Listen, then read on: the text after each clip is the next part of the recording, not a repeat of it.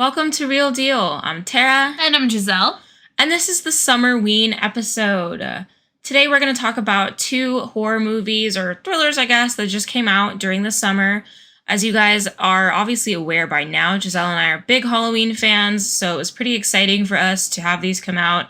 And we've got a lot of other stuff coming out during the summer that is a continuation of the horror vibes that we got going on. Yeah, so please prepare for, not just Summerween, but honestly, for me and Tara, it's pretty much Halloween after this. Yeah, once the 4th is over, we roll right into that hoe. Right. And then October, obviously Halloween. November, still Halloween Still vibes. Halloween. December, Nightmare Before Christmas, Halloween vibes. It's still Halloween. Still Halloween. Yeah, and then January, I hibernate. Yeah. So that's that. That's my seasonal depression time. Real. And then it is also spooky. So yeah, real scary. Real scary. We will get into that. Real. But we are going to start off today with MaXXXine. It is a 2024 movie. Like we said, it just came out recently, directed by Ty West. The letterbox description is Hollywood is a killer. In 1980s Hollywood, adult film star and aspiring actress MaXXXine Minx finally gets her big break. But as a mysterious killer stalks the starlets of Hollywood, a trail of blood threatens to reveal her sinister past. Starring Mia Goth, Elizabeth Debicki, Moses Sumney, to me, which was I was very shook by that. I was like, no way. Michelle Monaghan, Bobby Cannavale, Halsey, random, Lily Collins, Giancarlo Esposito, Kevin Bacon. I'm gonna let Giselle start because I did not like this movie. Okay, so the letterbox rating on this movie is a 3.2. Let's start there. Tara's rating was a 2. I gave it a 2. She gave it a 2. And this is just one of those classic I disagree. I give it a 4. I really liked this movie. Let's start with the things that you didn't like, Tara. Oh my god. We should start with things I liked. Okay, yeah, let's start with things you liked. What did you like? What did you like? I liked Mia Goth's performance, kind of. Mm-hmm. It wasn't terrible. I like her. I liked the performance. Your letterbox review was really critical. It was really critical. Yeah. It didn't give me a lot. She didn't give me a lot, and I don't blame her for that. I think that that's a fault of the script, but what she did give me was okay, and I didn't mind it. Love looking at Moses Sumney. Beautiful man. I wish we had gotten more with that. It would be nice to see MaXXXine have a real-ass friend, because I feel like we didn't get to see that I loved him. I love him too, but I'm like, he died so fast. Yeah, can we see her form relationships and friendships after the events of X? I would like to see that, because girl is damaged. Yeah. But I would like to see some progress. Also, why was Halsey doing promo and press in the trailers so much like that? Press. She was in this movie maybe a total of 2 minutes. She was in this movie as much as I was in this movie. Literally. And the accent work was great. That was crazy. That was a little abysmal. I'm not sure what was happening with that. But things that I liked. I did like the attention to throwbacks and setting the scene. It felt like a little too much sometimes, but every now and then I was like, okay, I do appreciate this. I appreciate the vibes of this movie. It was cool to look at. And I appreciated that. That is what I liked about the movie. That's it? That's it. Wow. Okay, well, that's honestly so crazy. Oh, Kid Cudi produced, too. Kid Cudi did produce. And him. He produced all of the movies, right? Yeah. But, there's a lot of other things to like about the other two, so. Yeah. And we should say, if you don't know by now, MaXXXine is the third installment of the trilogy with X, Pearl, and then the third being MaXXXine. This is not a movie you can go in and just, catch the vibes of. You definitely want to go watch at least one of those. You could skip Pearl.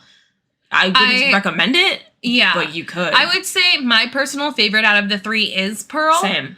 But I do think that you can watch, if you're going to watch MaXXXine, you have to watch X. Yeah. I feel like you could go without watching Pearl, honestly, which I don't see why you would. But if you are going in to watch MaXXXine, you've never seen any of these 3 movies before, I think that you have to watch X. Gun to your head, someone is you only have 5 hours. You can only pick 2 of them. Yeah. I guess you would have to skip Pearl because it would make sense. Yeah, it does have the least, like, thematically to tie into with MaXXXine. I think that it gives a lot of backstory to Pearl's character. I think it's such great work by Mia, too. Yeah, I do agree. I think, like I said, Pearl is the best out of the three. For me personally, my favorite. I've seen that one the most. I agree. Yeah. I really liked Pearl. But I think that X just gives you the backstory. Yeah, I feel like you would be really confused just watching this alone. Yeah, I agree. And I think that that's... We'll get into the problems that we have with the movie in a second. But what I liked about this movie, I honestly thought this is one of Kevin Bacon's strongest performances. He was sinister. I agree. His character was menacing. And the thing that I like about this movie is it's set in the 80s, right? And it follows this really 80s, 90s thematic of satanic panic, which was huge at the time. Mm-hmm. And I think that that's what ties in these two movies perfectly to not only MaXXXine, but Longlegs, is the satanic panic in both of them. And I feel like MaXXXine, if anybody is like chronically online, maybe you've seen the old like Geraldo Rivera specials of like the, I think her name is Zena LaVey, Anton LaVey's daughter, who is like famous Satanist. Mm-hmm. But she like goes on his Geraldo Rivera's like talk show and talks about Satanism. Mm-hmm. And the like energy of the 80s and the satanic panic is so this, and I appreciated that nod to the time. And that's what I really liked about it. And I really loved the editing in this movie. I thought it was fun. I thought that the cuts seemed intentional. Yeah. And I felt that it was like really supposed to be like cheesy in 80s. And what is it called? Giallo? That sort of like corny film sort of thing. But I liked it. Like I said, I loved Kevin Bacon. I thought Giancarlo Esposito as like a shady, like almost like... He doesn't know how not to serve cunt, though. No, he really does it every time. He was wearing that little hairpiece wearing like a motherfucker. Wig. Yup. It was glued down. Hey, yang. That was crazy. Shit was solid. Yeah. So Giancarlo was really great. I actually I liked Lily Collins in this. Like, I've never really seen her act, but I liked her little cameo. Halsey, her accent we'll talk about, but, you know. And I did like Moses Sumney as a character. I liked the video store trope. I feel like it was very tropey, 80s tropey. Yeah. And I liked that. Yeah. And then I liked the twist, spoiler alert, of, you know, the person behind it all being her father. And not only being her father, but a father. He was a priest or godly man. Yeah. You know, and I thought that was interesting too. I think they say that in X, though. I don't even remember. I don't remember. Her parents are religious, and she ran away to do porn. And then at the end, they kind of show that they're like playing a tape from his church at the end of the movie. Yeah, I don't remember that. I only seen that movie X the one time. I watched it really fast before going to Pearl. Yeah. I booked tickets for Pearl, and I was like, I guess I should watch that. Yeah, I watched that movie when it came out in the theater. So that was the one and only time I've ever seen that movie. I just remember sitting there, and there was like an old couple next to me, and we're just like watching these sex scenes, and I'm just like, right. Yeah. Mia Goth's performance, I thought, wasn't the strongest out of the trilogy, but I enjoyed it.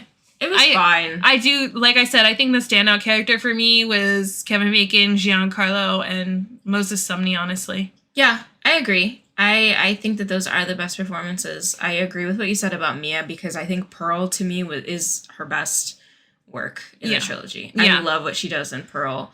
And Giselle and I watched Infinity Pool together, I think, last year. Mm-hmm.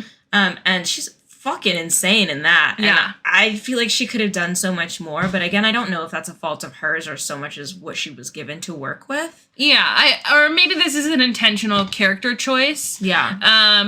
I do appreciate also not just the performances in this movie, but the cinematics of it. Like, the touch, which, oh my God, you know what? It's actually perfect because they use the Bates Hotel in MaXXXine and then ties to, you know, Oz Perkins. Yeah. His father is Anthony Perkins, if you're not familiar, who is the star of Bates Motel or Psycho, you know? And Oz Perkins is the little boy who plays Norman Bates. Yes. He was in the second movie too. Yeah. So that's really awesome. And then I think also the like Hitchcock scene at the end, something about it felt like the house on the hill kind of felt like Mulholland Drive a little bit to me. And that's the actual house. Yes. Yeah. Yes. And I liked that. And I also really liked, just the like Hitchcock, like sideways horizontal scenes. The homage is good. I liked it. And I feel like, you know what? That's what really ties the movies together for me is I feel like both are love stories to horror movies and classics. Yeah. I think thinking about things that didn't work for MaXXXine, you know, maybe I don't know enough about what the editing and cinematography was kind of paying homage to. So maybe that would change my mind. But I don't know. It just felt like MaXXXine was trying to say something and I couldn't figure out what it was. You know, it just didn't get there for me. I just was like, okay, everybody died so fast. I mean, Halsey, what was the point of that? I don't know.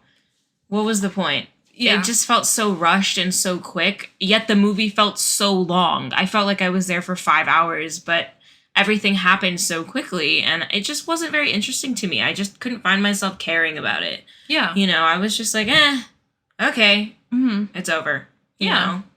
I don't know. I know that I think he wants to do some kind of prequel, again, with a younger MaXXXine, because they have one called MaXXXine Minx coming out that he's working on. And I would be interested in that. I would be interested to see what he could do with that. Yeah. But I don't know. This was a disappointing end to the trilogy for me. I liked it. I personally thought that the runtime and the flow was really well paced. And in my opinion, I think that the only part that it felt like a flop to me was the end, where once MaXXXine gets to the house, suddenly everyone dies because and then she becomes a famous star. It felt way too quick.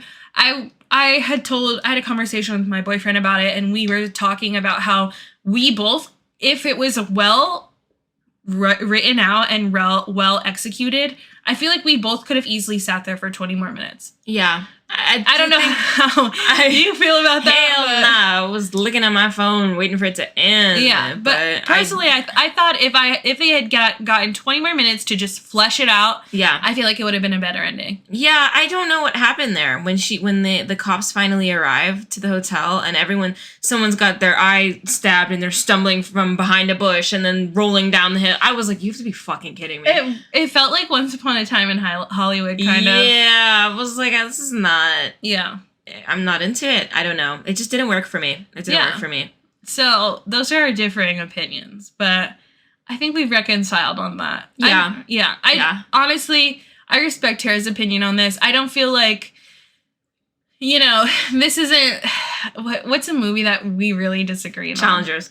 Yeah, this isn't Challengers Dune where 2. I'm like hard line. Dune 2. You're welcome, everyone. Yeah. But, I mean, this isn't something where I'm hard pressed like you, Tara, I don't understand why you don't see my point. I could see your points here. Yeah. I can see why you enjoyed it, but it didn't work for me. I can see why, you know, I think it was like really kitschy horror. Yeah, it was super kitschy, super like very tacky 80s tropey giallo. Yeah. I'm here for blood. I'm seated for violence. So I don't know, it just didn't do it for me. Yeah. Luckily, we are united on the front behind Longlegs. No, this is a Longlegs house. This is a Longlegs house, and I'm glad that Giselle and I are on the same page about this movie because it seems that the popular consensus is that most people aren't, which I find amazing. That most people are not on board with this? Yeah, that they don't fuck with it. I disagree. I think that most people that I've seen have loved this movie. Longlegs? Yes. Dang, dude, I'm not seeing that from people. I think from critics, I'm seeing such positive reviews, but from friends or just other people online, I'm not seeing that. Even TikTok or social media, I'm seeing people be like, this wasn't scary enough and like blah, blah, blah. And I just have so much beef with that. But we'll go into it. Longlegs, 2024 film directed by Oz Perkins. In pursuit of a serial killer, an FBI agent uncovers a series of occult clues she must solve to end his terrifying killing spree. Starring Maika Monroe, Nicolas Cage, Blair Underwood, Alicia Witt, Michelle Choi Lee, and Kiernan Shipka, who does so much, by the way, with her like 4 fucking minutes. I adored this. I loved this movie. We both gave it a 4 on Letterboxd, and it has a 3.6 general Letterboxd rating. Like I said, all of my friends that I have on Letterboxd, they gave it a super positive review. On my side, I've seen nothing but 4s and 5s. I don't have anybody on Letterboxd that has it under a 4. I've seen a few lower scorers, honestly just like 1, but that's because I think most of my following is critics. And so when I go online, you know, I saw a ton of people on Instagram or TikTok who were like, nah, I wasn't into it. And I had people reach out to me who were like, didn't like it, fucking hated it, mid, blah, blah, blah. And I think that's so interesting. I think there's so much to attack here. I want to start with marketing because Neon, A24, count your fucking days. The budget. Count your fucking days, A24. That was crazy. Yeah, the phone call line that they had set up that you could call and speak to Longlegs. The billboards set up everywhere. Him commenting on people's Letterboxd reviews and emailing them and sending them bloody mail. Crazy. That was so cool. That's crazy. And I think maybe some of that is to blame for, I think, the public's opinion of this movie. That they thought that this would be like earth-shatteringly terrifying. I also think that we're in a point in consumption now where people want things so quick and so dirty, and so their idea or definition of scary is they have to be shitting themselves with fear. Yeah, I think there's definitely not just that, but a level of desensitization. Yes. Not just with like, not only news cycle, but just like shit in general that we are consuming and watching, I feel like is so like screwed up and graphic that I feel like it's kind of skewed a lot of people's ideas of this. Yeah. And I disagree with that point of view. I think this movie was, just like creepy and it was like bleak. bone rattling. I think that it was really, really bleak. And I find it hard to understand how you could go into this movie and feel good leaving. Yeah. It was so dark, and I don't know how the murder of children is not scary enough for people, you know? I don't understand. The devil being someone that you know, someone in your house. That wasn't scary, y'all. I'm so sorry. Yeah. I do have to say, Oz Perkins, one of my favorite Nepo babies. Like I said, daughter of Anthony Perkins, and Anthony, not only that, but did you know that his mom died in 9/11? She was on a plane. I didn't know that. Yeah. That's crazy. She was on one of the planes, but her mom was Elsa Schiaparelli. I don't think I know who that is. Schiaparelli is like a really big, famous fashion house. Oh, I always say it as Schiaparelli. It's Schiaparelli. Oh shit, that's the fashion show that the Jenners are always at. Yeah. I mean, there's other people there. So Osgood, that's his great grandmother. So he's like a Nepo baby deep. This follows our conversation about Maya Hawke and the legal Nepo babies. I would like to add Jack Quaid to that. Yeah. Another legal Nepo baby. Yeah. I think those are people doing great with what they've got and not afraid to say, I'm a Nepo baby. Right. I really loved this movie. I don't know. Like I said, I think most of the reviews I've seen are positive. So Tara told me that she watched this. She loved it. And I was scared because I was like, oh no, I'm going to hate it. Because if you've listened to this podcast, you know how that goes. But then she said that our friend Jeff, shout out to Jeff, didn't like it. Which to me meant that you would like it. Which meant that I would like it. Yeah. So then I was like, wait, trust. And so then I literally just saw this movie like a few hours ago. And I loved it. Yeah. I was seated. I was thoroughly creeped out. Let's talk about what you like or what you didn't like. You know what? To bring up Jeffrey again, he did have a point where he said that, the black smoke coming out of the little metal balls in the dolls' heads, kind of representing the spirit or the soul and memory of these children. and their families, it kind of took him out of the movie. And I will agree and say that kind of was an interesting choice for me, especially because in the interviews that Osgood did, he was like, oh, I really wanted to capitalize on the fear of things that are unknown in this movie. Things that you can't see, things that, you don't know for a fact are there. And so it did feel really opposite that choice because we didn't need to see that, I feel like. Yeah, because the black smoke comes out of the doll, which I think could be fine. She shot the doll. Yeah. But then when it comes out of... Micah's head or Micah's... I don't know how to say her name. Lee. The character's name is Lee Harker. When it comes out of Lee's head, I'm just like, okay. Because she, visibly, moves back and grabs her head, and I'm just like, okay, that could have been portrayed to me, without the little black smoke. Yeah. I do agree that pulled me out of it, but honestly, that was maybe one of the only things. I will say there was something else that I noted. There's a review on Letterboxd that I read that I really enjoyed from someone else who also gave it 4 stars, Joshua Briand. And at the end of their review, they talked a little bit about this phenomenon we have with movies nowadays where directors feel the need to hold our hands through explanations. Yes. And actually, I will say that I would love to see someone kind of title that or put a name to it because he references Saltburn, and it's very similar to me, Emerald Fennell and Osgood Perkins, what they did, where they kind of feel the need to do in a series of flashbacks an explanation of what's going on here.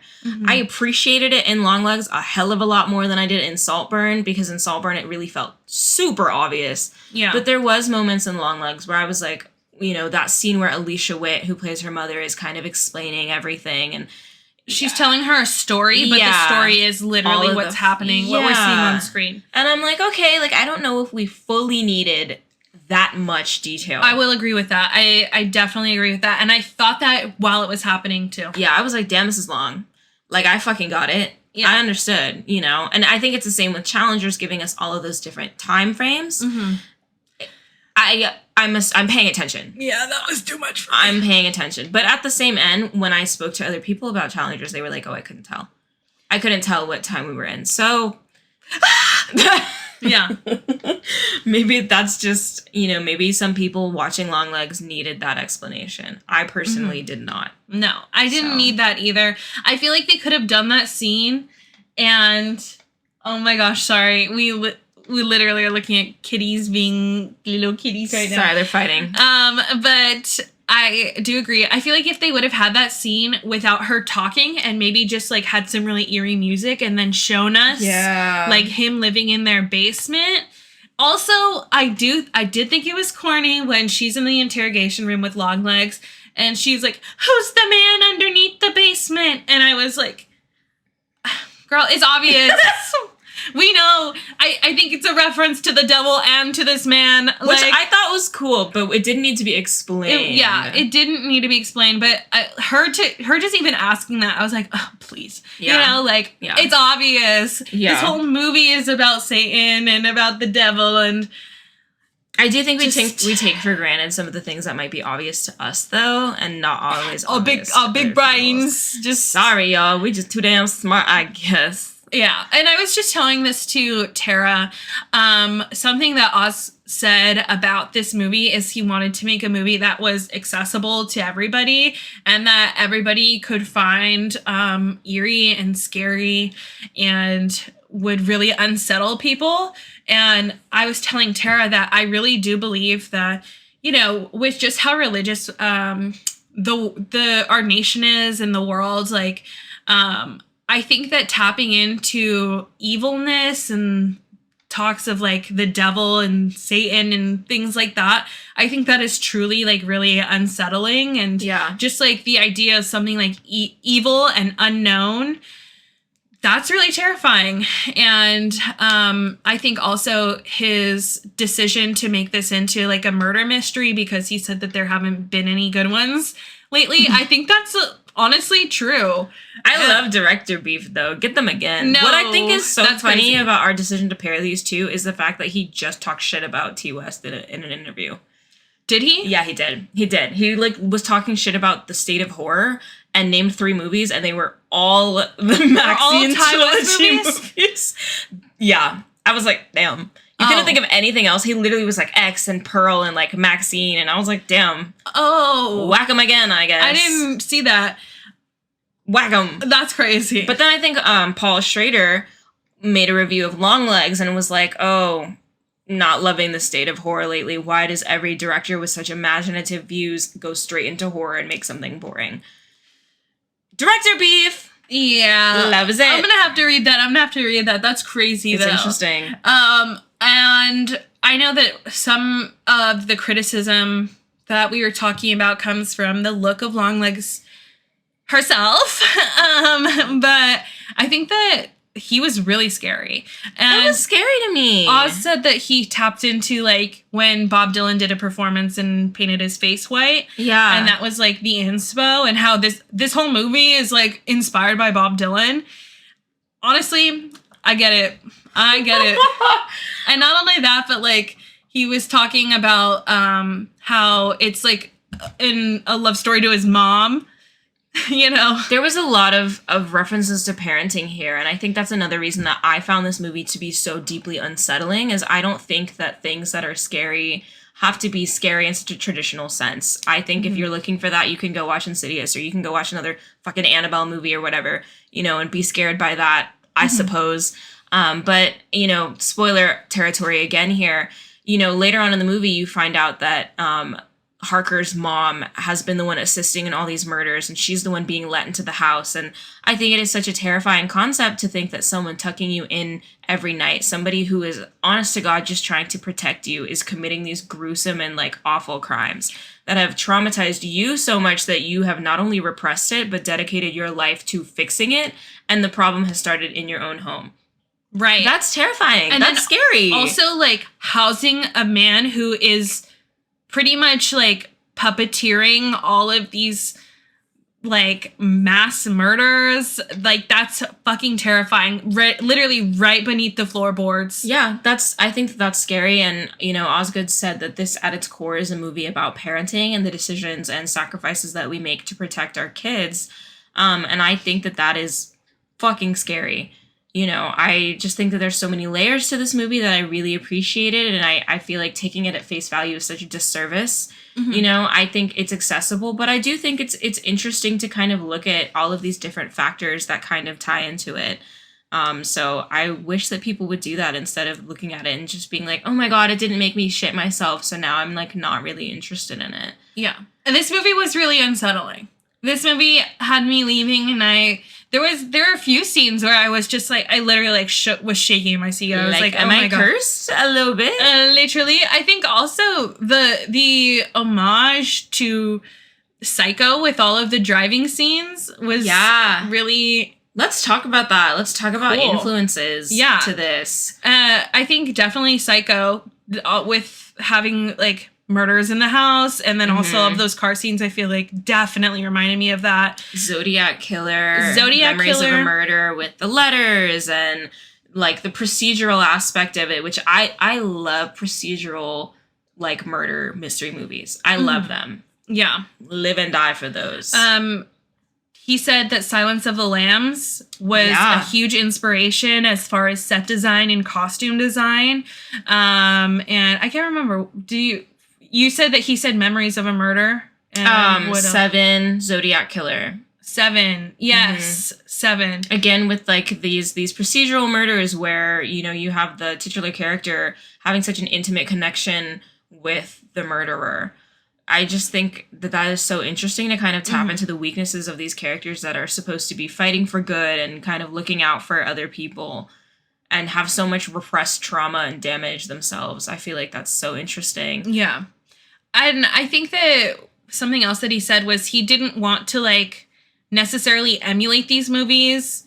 He just like liked them, and he was like, nobody will ever remake Silence of the Lambs. Nobody will ever make 7. Yeah. And he's like, and I don't want to. But, you know, there are things that he took, like the Zodiac Killer lettering, and he was just like, I want that to be very clearly like a reference. You know? And I thought it was still original despite those factors. You know, you can't in this day and age make a movie that has nothing that has ever not been done in something else, like being realistic. Yeah, and I appreciate this movie. I think this movie really unsettled me. I think if it was similar to something, kind of Prisoners. Prisoners, Cure, Kurosawa's Cure. I really love that movie, the 1997 movie. That's another procedural movie that kind of delves into evil and, Satanism. And I think if you enjoyed this, I would absolutely consider checking that out. Check out Seven, Memories of a Murder. Such great performances in this, too. Mm-hmm. Really. Alicia Witt, Kiernan Shipka with her 10 fucking minutes on screen, Blair Underwood. I really appreciated it. I don't know. I think that there is so much to enjoy about this movie. And I think going into this with an open mind, and maybe I can be a fucking old person and blame TikTok or something, and maybe some of the marketing. I think people went into this with their expectations so high. And I think that's a mistake. Just go into it without any, if you can, Yeah. Just keep your mind open. Also, one of the biggest Nepo babies himself, Nick Cage. Yeah, what the fuck? Starring the Nick Cage. This is one of his best performances as a character. I loved it. It was freaked really me good. the fuck out. Even when he had me scary. laughing, I was like, that's really funny. But if I saw you in person, I'd probably shit myself. Yeah, that was crazy. I would run. And that was creepy enough for me because sometimes evil is just a fucking guy, dude. Yeah. Sometimes it's a motherfucker Yeah. Doesn't have to look like Darth Maul. Mm-hmm. I don't know. I loved it. That's our Summerween recap for you guys. Part 1 of many. Yeah. As we've got Trap, Heretic, and so many other things coming out. Thank you guys again for listening, and we'll see you next week. Bye.